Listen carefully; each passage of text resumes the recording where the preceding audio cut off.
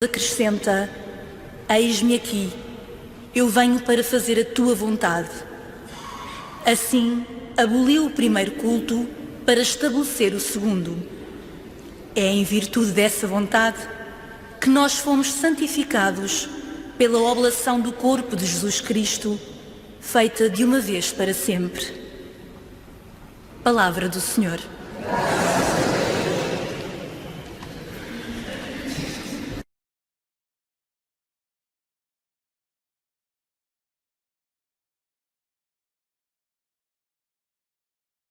Estamos na presença de um texto bastante importante na história da Igreja e nós devemos notar nesta leitura, como noutras, a referência. Estamos no capítulo 15 e temos o versículo 1 a 2 e depois saltamos muito para os versículos 22 a 29. Portanto, há aqui cerca de 20 versículos que faltam na leitura. E esses versículos estão aqui. Estariam aqui, não é? Faltam aqui.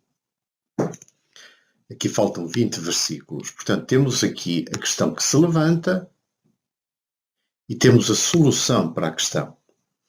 Só que entre a questão, a polémica que se levanta e a solução, há todo um processo para chegar à solução. Há todo um processo, neste caso, propriamente sinodal, propriamente conciliar. Temos Paulo e Barnabé que chegam a Roma e há Pedro, temos o discurso de Pedro, temos o discurso de Tiago, etc. Temos um consenso que é conseguido e que dá origem a esta primeira carta apostólica, este primeiro documento conciliar de um primeiro concílio, o chamado Concílio de Jerusalém. Mesmo que tecnicamente não seja muito correto dizer concílio, mas digamos, podemos fazê-lo. Primeiro concílio. Portanto, terem atenção, fazer uma boa pausa aqui, portanto, para mostrar que aqui isto é muito tempo depois, isto passa-se depois da viagem de Paulo e Barnabé e passa-se depois de toda a discussão, toda a partilha que houve entre Pedro, Tiago e os outros apóstolos e anciãos que estavam em Jerusalém. Portanto, fazer então uma boa pausa aqui. Portanto, para tratarem dessa questão com os apóstolos e os anciãos, como se fosse o fim da leitura. Depois os apóstolos e os anciãos, de acordo com toda a Igreja, decidiram escolher, etc. Isto já é a parte final do processo. Terem atenção, dar algum ênfase a alguns elementos do texto. Nesta primeira parte, salientar alguns homens. Porque vemos que depois, no resto do texto, Lucas tenta salientar o aspecto unânime e concorde da decisão da Igreja. São de acordo com toda a Igreja, de comum acordo. E até é um acordo não só horizontal, estão todos de acordo, mas é um acordo vertical, o Espírito Santo e nós. Quer dizer, é uma concordância a nível horizontal e a nível vertical. Portanto, enquanto que a polémica que surge é levantada por alguns homens, e ler alguns homens com um certo desdém, sem exagerar naturalmente na forma como se faz isso, mas dar um certo desdém a alguns homens. Naqueles dias, há alguns homens que desceram da Judeia e ensinavam aos irmãos de Antioquia. E depois temos aqui o elemento da polémica. Destacá-lo bem na leitura, destacar bem este elemento e lê-lo com um certo tom acusatório, porque trata-se disso. Alguns irmãos acusavam, levantaram a polémica. Se não receberdes a circuncisão segundo a lei de Moisés, não podereis salvar-vos. Portanto, esta forma de sentença, se não receberdes a circuncisão segundo a lei de Moisés, não podereis salvar-vos. E aqui levanta-se toda a polémica. Portanto, dar vida a este elemento que é esse que provoca toda a agitação. Isto provocou muita agitação, pois ler o que vem a seguir precisamente marcado por essa agitação. Acelerar de certa forma o texto. Isto provocou muita agitação e uma discussão intensa, salientar, intensa, que Paulo e Barnabé tiveram com eles. Portanto, depois vem o resto do texto. Portanto, marcar neste primeiro elemento a polémica que surge. E depois de tudo o que se passa nos 20 versículos que não estão na leitura, a conclusão final e dar uma solenidade grande à leitura da carta apostólica, salientando de facto de comum acordo horizontal, nós, o Espírito Santo e nós, um acordo vertical, um acordo com o Espírito Santo, com a vontade de Deus. O Espírito Santo e nós decidimos não vos impor mais nenhuma obrigação além, etc. Portanto, terem atenção o que falta, que as pessoas sintam que falta alguma coisa no processo de decisão da Igreja primitiva.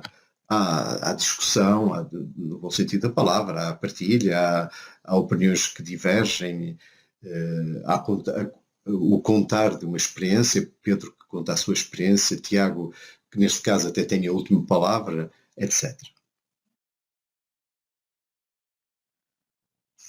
Nesta leitura notemos em primeiro lugar a referência. Estamos no capítulo 21 do livro do Apocalipse e leem-se os versículos 10 a 14 e os versículos 22 a 23.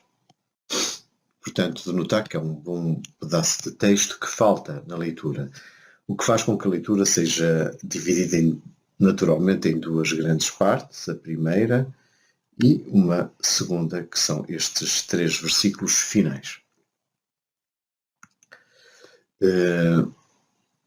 Na primeira parte, e como sempre, o leitor deve ler, antes de ler a leitura proposta, ele deve ler pelo menos toda o pedaço de texto que está aqui encurtecido, mas até o capítulo todo, o capítulo 21, e o livro, etc. Portanto, estar bem inteirado do contexto no qual o texto se insere. Nesta primeira parte temos o mostrou-me. Portanto, estamos na ordem da visão. Mais uma vez, aquilo que o autor do livro vê. Ele mostrou-me, portanto, e vai descrever aquilo que vê. Portanto, é uma leitura muito descritiva, muito da ordem, muito visual, como se descrevêssemos um quadro do mestre, uma pintura ou uma paisagem, o que seja. E, portanto, deve-se ser muito visual na maneira como se lê. Aqui temos em primeiro lugar este descia, que descia do céu da presença de Deus, como se estivesse a descer, precisamente, como se nós víssemos a cidade santa de Jerusalém a descer, vinda do céu, resplandecente da glória de Deus, este resplandecente, este resplendor, este esplendor da glória de Deus. Depois, nesta descrição da cidade de Deus, notar este superlativo, era de uma pedra preciosíssima, cristalina, grande e alta. E depois este ritmo do 12. 12 portas, 12 anjos, 12 tribos de Israel. Depois 3, mais 3, mais 3, mais 3, mais 12 portas. 12 reforços salientes, 12 nomes. 12 os nomes dos 12 apóstolos do Cordeiro. Portanto, este número 12, lê-lo como se ele ritmasse o texto. Depois a descrição continua aqui, na parte de texto que falta, mas quem escolheu a perícope achou por bem, para não tornar a leitura demasiado longa, retirá-la. Porque o texto continua dizendo as medidas da cidade, as pedras preciosas, os metais preciosos, salientando precisamente o esplendor da Jerusalém celeste. E depois a última parte já não é da ordem do ver, mas é daquilo que não se vê. De repente o autor fala de algo que falta, ou que lhe parece faltar. Na cidade não vi. Enquanto aqui estávamos a dizer o que é para ver, de repente nota-se uma ausência. Na cidade não vi nenhum templo. E deixar que as pessoas se espantem, se calhar. Ou que tenham tempo precisamente de não ver.